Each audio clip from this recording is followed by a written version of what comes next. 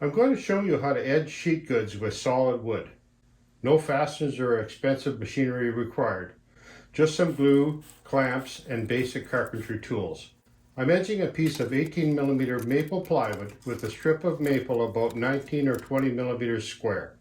I've cut the maple to length as well as 2 pieces of scrap plywood to use as clamp cauls. I'm using 6 3-way clamps from Bessey.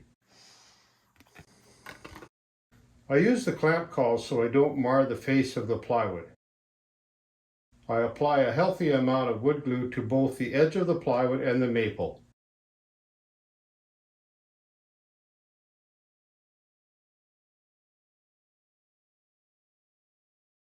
Then I clamp the edging down onto the plywood, ensuring it's at least a ½ millimeter proud on each side of the plywood.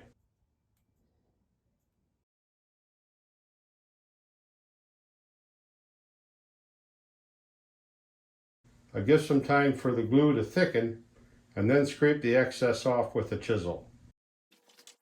After a couple hours dry time, I remove the 3-way clamps.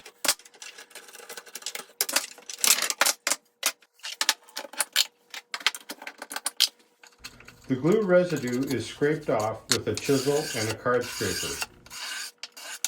Then I carefully plane the edging down so it is almost flush with the plywood surface, and sand with 120 grit paper, ensuring I don't sand through the plywood veneer. I check the edging with a fingertip to make sure it's 100% flush. Finally, I coat the finished product with Osmo wood wax and let it dry.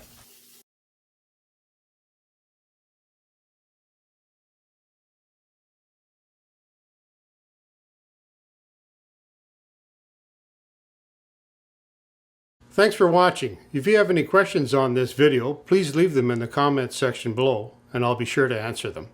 And don't forget to like and subscribe.